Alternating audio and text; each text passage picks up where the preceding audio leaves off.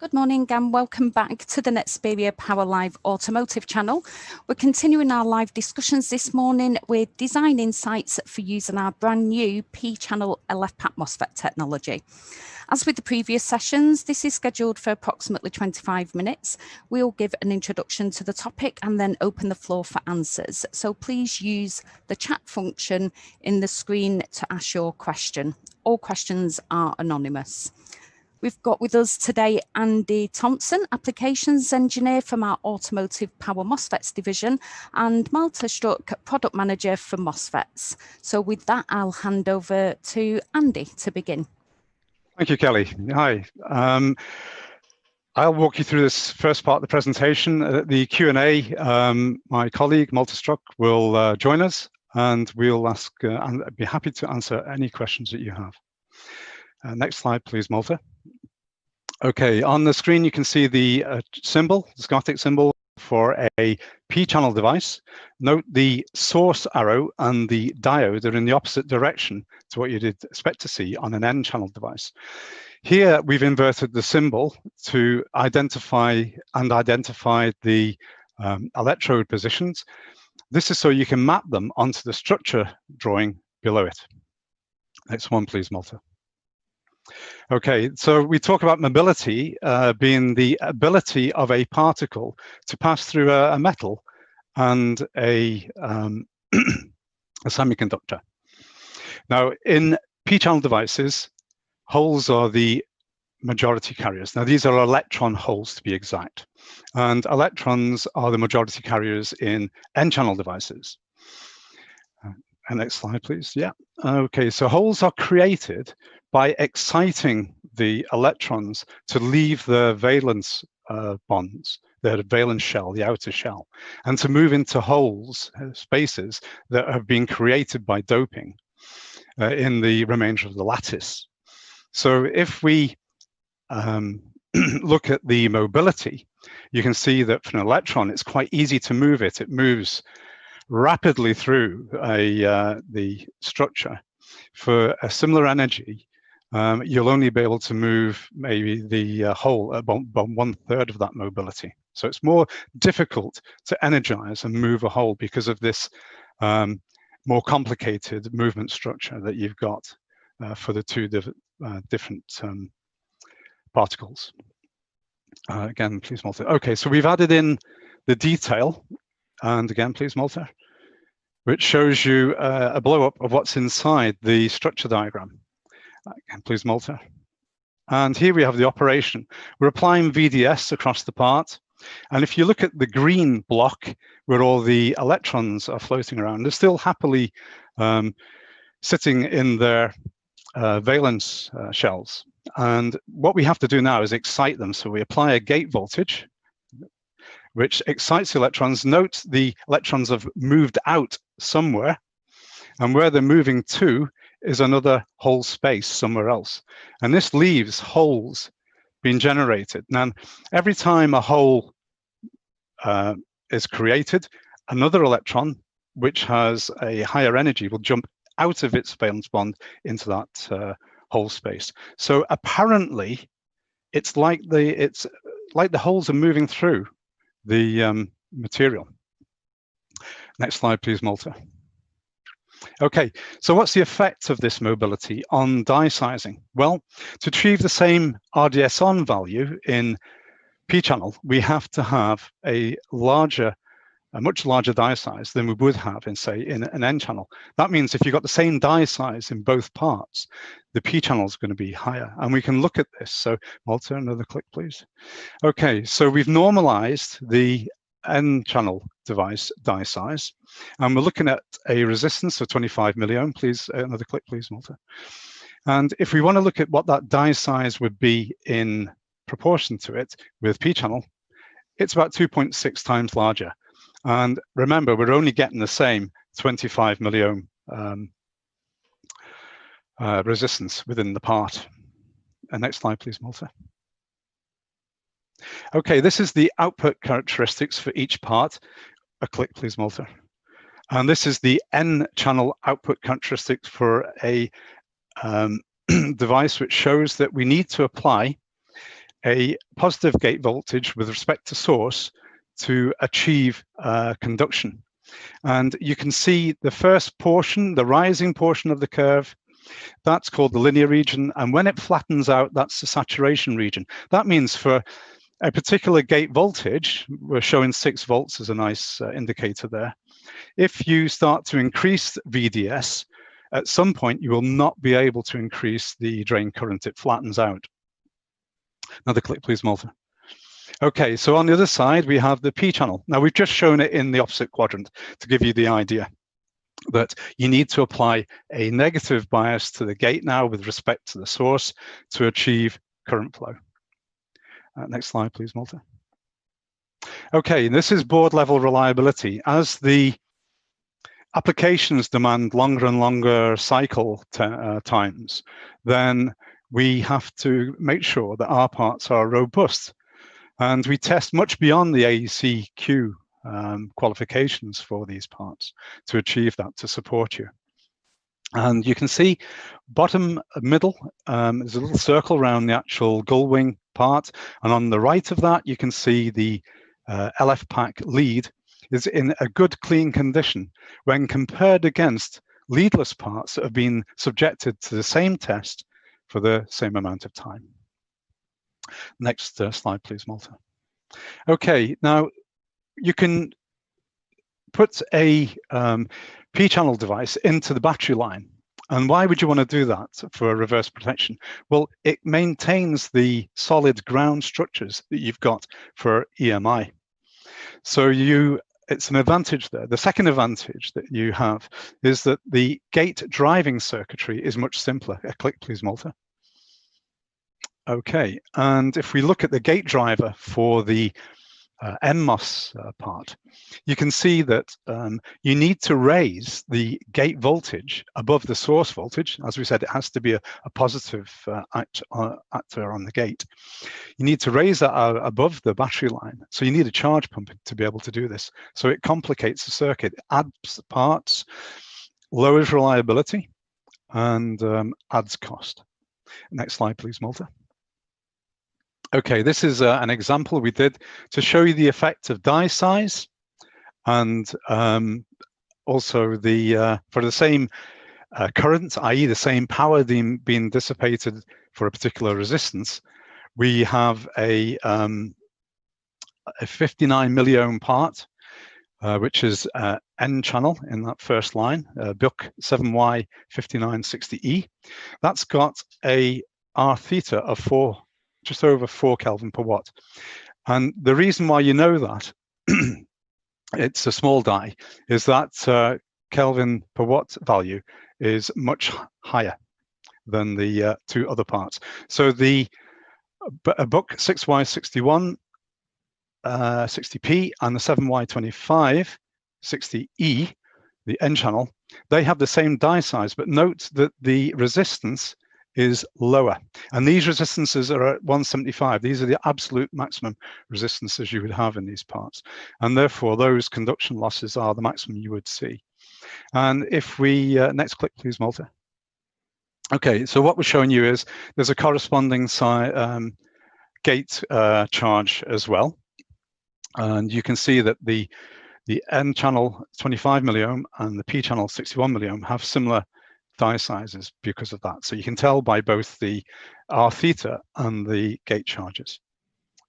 Next click, please, Malta. Okay, and here you can see the effect on temperature rise. So they're in line. So the BUC 7Y59 is that first part on the left-hand side of the graph. And you can see its RDS on value. The middle one is a similar RDS on value for the P channel. And on the right-hand side, the much lower RDS on of the N channel for the same die size as the P channel. But look at the differences in the behavior of the temperature on there. That because you've got this very large 4 Kelvin per watt, you get much larger heating for the same power that you would do within the P-channel device. Next slide, please, Malta. Okay, so we want to summarize. What's the advantages of the BUC 7Y59? Well, it's got the smallest die. And what's the disadvantage? It has nearly it gets nearly twice as hot as the P-channel device, the 61 milliohm part, for the same dissipation. And it's got similar RDS on and conduction losses for that. So it requires additional gate driving circuitry for high-side reverse battery and high-side driver applications. If we look at the book 6Y61 and look at its advantages, it does not need a gate charge pump, as we showed for the high-side reverse battery and high-side driver applications. Has a lower Kelvin per watt rating as well. The R theta is down, it's half that of the part above for the same resistance. And then the die size is a disadvantage in that it has a die size similar to the 25 milliohm N-channel device. But unfortunately, it gets twice as hot as the N-channel device because of the RDS-on value. And finally, the largest N-channel device, the same size as the 61 milliohm P-channel device. The advantage is the die size is similar to the 61 milliohm P-channel, but has a much lower dissipation. And the disadvantage is, again, if you want to use it in high-side driver applications, you need to be able to add a charge pump to it. And next slide, please, Malta. At this point, we would welcome your questions. Super, thank you, Andy. Thank you, Malta, for clicking the way through. We had a couple of technical issues with Andy's screen this morning. So let's open the floor for questions. You can ask a question using the speech bubble on the screen. So we've got a couple of questions in already. How hard can these MOSFETs be driven? Oh, okay. Right. You can use lower gate resistances, and you can also drive at about 10 volts normally. So that's minus 10 volts on your gate. You can overdrive them to about 15 volts, but the problem with that is as the part gets hotter, then you need to be careful that you don't continue that overdrive and you don't move towards the absolute maximum rating of minus 20. So I would suggest you drive them at about 10 volts. And you can use the lower gate resistors down, as low as say 4.7 ohm gate resistor. But what you'll find there is, because you're driving the part harder, it's switching faster.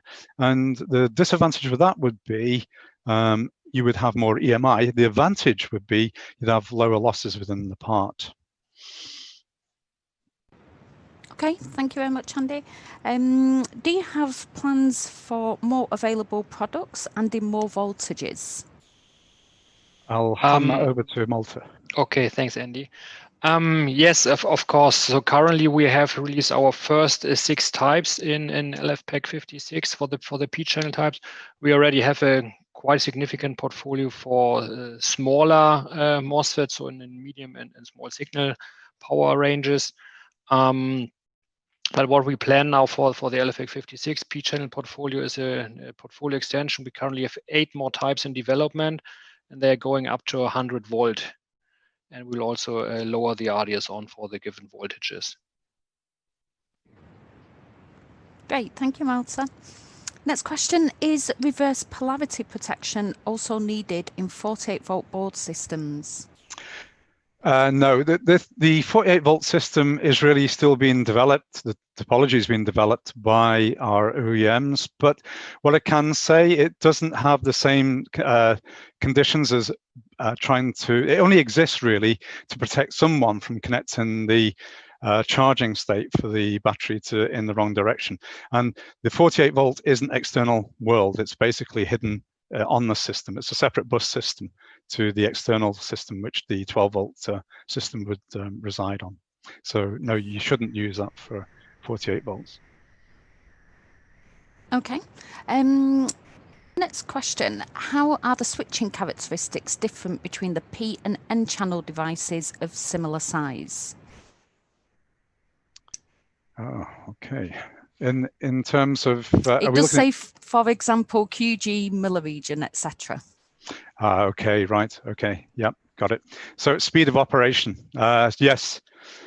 Because of the mobility, yeah, you're saying that you're concerned that the speed is not as quick. But the reality is what we've done here, yes, you've increased gate charge, but we find similar sort of performance with the P-channel versus the, for a particular die size, against an N-channel device. Okay, thanks, Andy. Next question, what is the reason P-channel is hotter in similar die size of N-channel, but similar RDS on value? Okay, right, okay. So if you've got a particular RDS on, you can imagine that is a 2.6 times, as we showed, die size compared to an NMOS. So there's more area to dissipate across and to connect into through the interface materials and onto the mounting base. So for a particular RDS on, if you're dissipating the same power in an NMOS and a P-channel, then the P-channel is cooler. That was the example that we showed. Okay, thanks, Andy.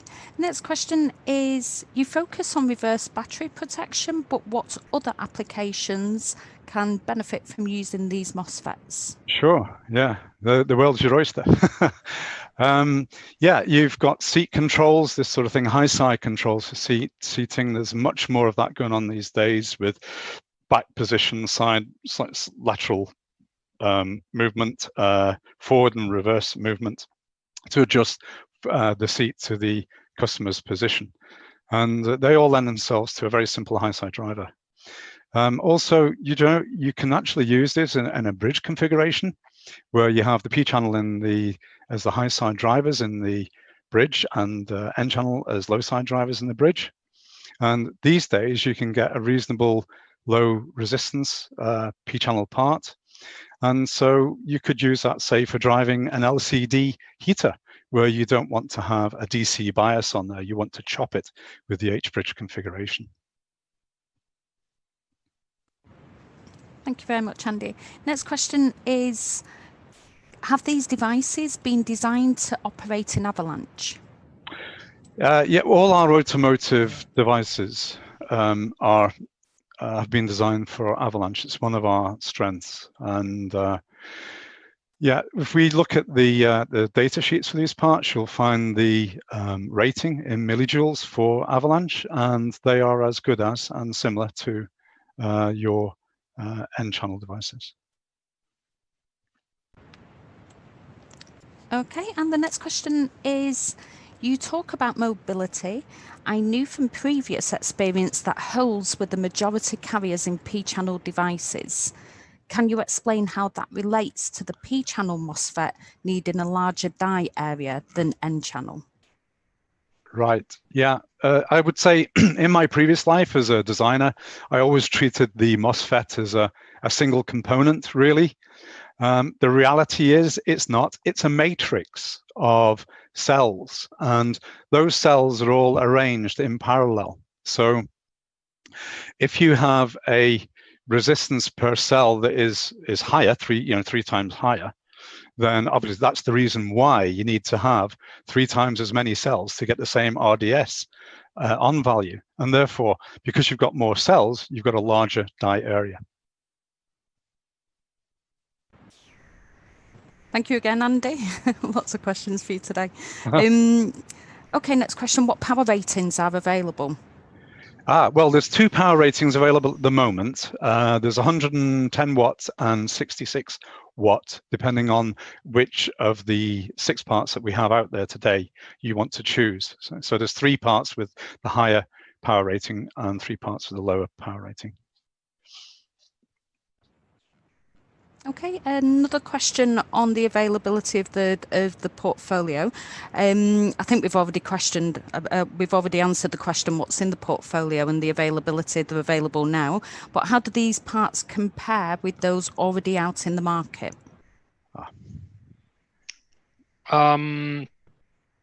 Well, it's always a bit difficult to talk about what's out on the market when it comes to competition. When we only look at the specification points, we see that our parts are not in the medium RDS(on) range, so similar to what is already offered from competition. And when we look at the package, from package point of view, we see that we offer them in a Power-SO8, so 5x6 footprint. So that means that our LFPAK56 is footprint compatible to what's available in the market. I think that's a good news for our customers, because they now have a different opportunity to use P-channel MOSFETs also from Nexperia. So that means there's more availability in the market for P-channel products, which was always a bit limited in the past. But I think now with Nexperia as a major MOSFET supplier entering also the P-channel market, this gives more choice to our customers.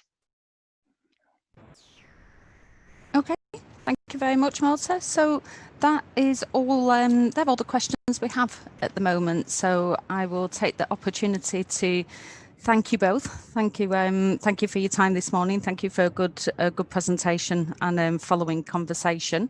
And also thank you to everybody who sent in questions.